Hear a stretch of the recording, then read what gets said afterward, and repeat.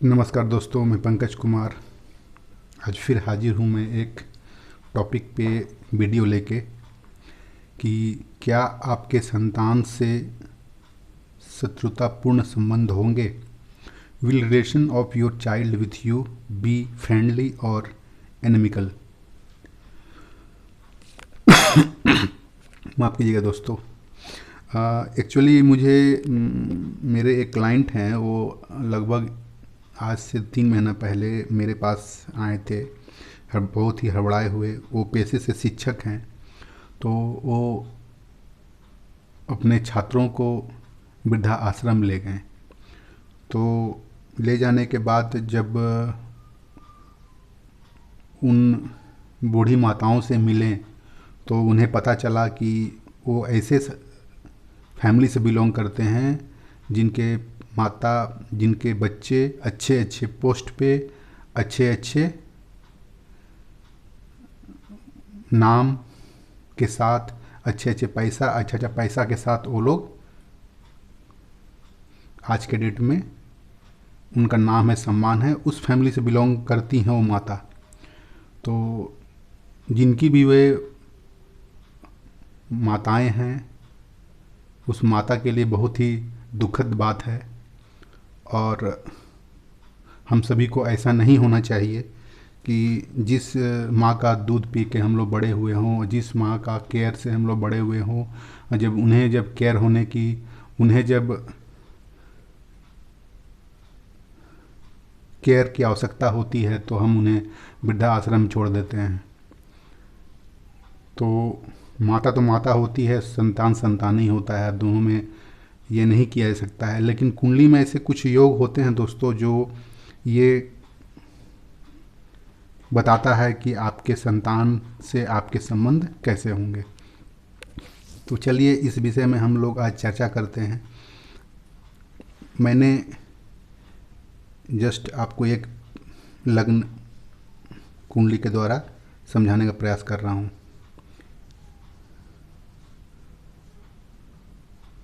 ये Aries sign है, ये मैं हूँ, यानी आपकी कुंडली है।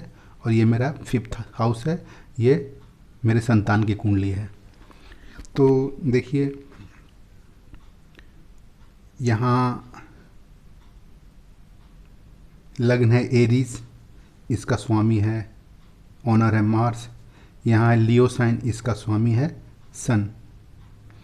आप जब ग्रहों की मैत्री संबंध देखेंगे तो आप पाएंगे कि मंगल और सूर्य एक दूसरे का मित्र है। तो अगर आपके चार्ट में मंगल और सूर्य लग्नेश लग्न लॉर्ड और 5th लॉर्ड फ्रेंड हैं तो आपके संतान से अच्छे संबंध होंगे। लेकिन वो एक दूसरे से 6, 8, 12 में नहीं होने चाहिए। यानी एक दूसरे से मतलब, कहने का मतलब 1, 2, 3, 4, 5, 6, 7, 8, 9। देखिए, अगर मैंने मार्च से गिनना स्टार्ट किया तो 1, 2, 3, 4, 5, और मैंने सन से स्टार्ट किया 1, 2, 3, 4, 5, 6, 7, 8, 9। तो 5 और 9, ये हाउस पंचम और नवम हाउस है। ये अच्छा हाउस माना जाता है। केंद्र और त्रिकोण की हाउस या 11th हाउस, सेकंड हाउस, ये सब अच्छा हाउस माना जाता है 6, 8, 12 और थर्ड को छोड़ करके। तो ये एक कंडीशन हो गई कि मेरे संतान से मेरा संबंध अच्छा होगा। ये तो हो गया एक संबंध मित्र का। अब मैं आपको दूसरा एक संबंध लेके, दूसरा एक आपको एग्जांपल देकर समझा रहा हूँ।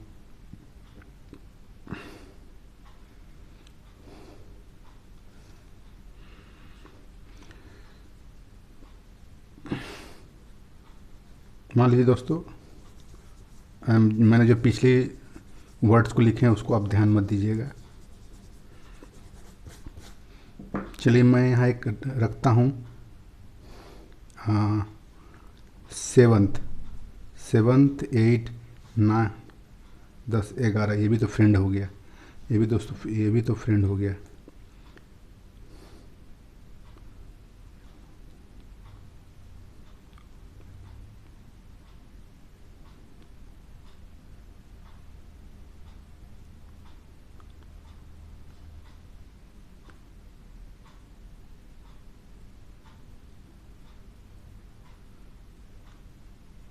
मान लीजिए दोस्तों, ठीक है, इसको रहने दीजिए आप। मान लीजिए कोई भी लग्न है, आपका कोई भी लग्न है, मैं किसी लग्न से नहीं समझा रहा हूँ, आपका कोई भी लग्न है और ये आप हैं और ये आपका 5th हाउस है। अगर आप और ये 5th हाउस फ्रेंड हैं तो आपका अच्छा संबंध है। अगर आप और आपका 5th लॉर्ड एक दूसरे के दुश्मन है तो आपका अच्छा संबंध नहीं है। लेकिन मैंने शर्त रख दी कि 6, 8, 12 में होना चाहिए। मान लीजिए आपका यहाँ लग्न है मून, और मान लीजिए यहाँ मैंने रख दिया जुपिटर को। मान लीजिए एक एग्जांपल दे रहा हूँ आपको, जुपिटर को रख दिया, या सॉरी शनि को रख दिया, शनि। अब शनि हमारा मून और सैटर्न एक दूसरे का शत्रु है। यहाँ शनि की राशि 10 है और शनि क्या हुआ, बैठा हुआ है इस स्थान पे। तो हमारा पंचम हमारा शत्रु हो गया, पंचम मून का शत्रु हो गया। और मून और सैटर्न 1, 2, 3, 4, 5, 6, 7, 8, सैटर्न से गिना मून तो 8, और मून से गिना 1, 2, 3, 4, 5, 6, तो 6, 8, 12 का 6, 8, 6 का संबंध हो गया। या 12th हाउस में भी हो सकता है। तो ये अगर संबंध हैं तो आपके संबंध अच्छे नहीं होंगे। और अगर शत्रु संबंध हो लेकिन 6, 8, 12 में न हो तो कुछ दुष्प्रभाव घट जाता है। फिर हम लोग इस चीज़ को चेक D7 सप्तांश कुंडली में भी करते हैं। अगर मान लीजिए मैंने पहले ही एग्जांपल में लिया, यहाँ मैंने रखी थी मेष राशि, एरीज साइन। एरीज साइन का स्वामी है मंगल। ये हाउस नंबर 1, ये 6, ये 8 एंड 12। अगर मेरा लग्न का लॉर्ड 6, 8, 12 में बैठ जाए तो भी मेरे संतान से अच्छे संबंध नहीं होंगे, क्योंकि सप्तांश कुंडली संतान के लिए देखा जाता है। अगर यही मार्स मेरा 6th में हो, 8 में हो, 12th में हो, देखिए, हालांकि अगर एरीज लग्न की चार्ट होगी तो 8 में होने से थोड़ा स्वराशि का हो गया, कुछ शुभ होगा, लेकिन लग्न लॉर्ड 6, 8, 12 में नहीं जाना चाहिए। ठीक है। अब तीसरा पॉइंट है कि पिता के जन्म लग्न यानी मेष के जन्म लग्न से पुत्र का जन्म लग्न 6, 8, 12 नहीं होना चाहिए। तो मान लीजिए अगर मैं इसको मेषी राशि रखता हूँ, एरीज 1, 2, 3, 4, 5, 6, यहाँ 6 आएगा, 7, 8, 9, 10, 11, 12 आएगा। यानी संतान का लग्न जब उसका जन्म हुआ हो 6 नहीं होना चाहिए, 8 नहीं होना चाहिए, 12 नहीं होना चाहिए।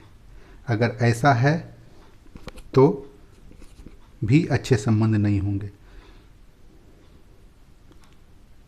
तो मैंने आपको कुछ सूत्र बताएं जिससे आप चेक कर सकते हैं कि आपके चार्ट में आपका और 5th लॉर्ड का कैसा संबंध है। संतान का लग्न स्वामी आपके लग्न का 6, 8, 12 है कि नहीं। अगर लग्न से और 5th से एक दूसरे से संबंध 6, 8, 12 का तो नहीं है। फिर लग्न लॉर्ड सप्तांश कुंडली में 6, 8, 12 में नहीं बैठे हुए हों। तो ऐसा अगर आपके चार्ट में है तो ये आपके लिए अच्छी बात नहीं है। तो ऐसी कुछ ज्योतिषीय योग हैं जिससे हम जान सकते हैं कि मेरे कुंडली में मेरे संतान का संबंध कैसा रहेगा।